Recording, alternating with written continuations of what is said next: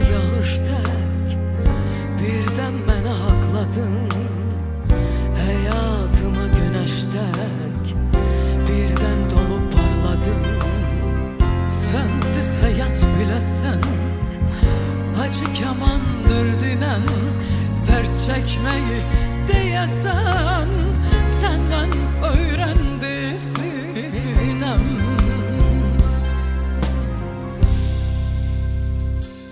Benden ötürü sevgilim, sızılayım ağlama.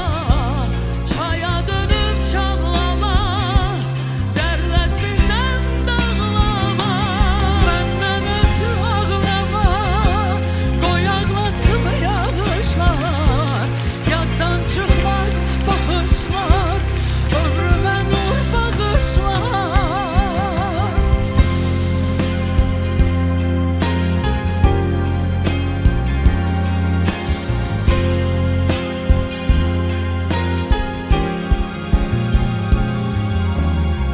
Ayrılanda ümidim işsiz sorağa döndü. Gözlerimden gözyaşım yüreğime süzüldü. Doğdum göller dolunca, dözdüm güller solunca.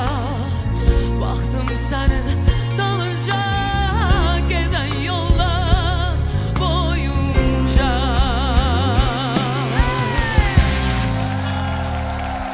Benden ötürü sevgilim, sızıldayım ağlama. Çaya dönüp çağlama, dertle sinemi dağlama. Benden ötürü ağlama, koy ağlasın yağışlar. Yaddan çıkmaz bakışlar, ömrüme nur bağışlar. Benden ötürü sevgilim, sızıldayım ağlama. Çaya dönüp çağlama, dertle sinemi dağlama. Benden ötürü ağlama, koy ağlasın yağışlar. Yardan çıkmaz bakışlar, ömrüme nur bağışlar.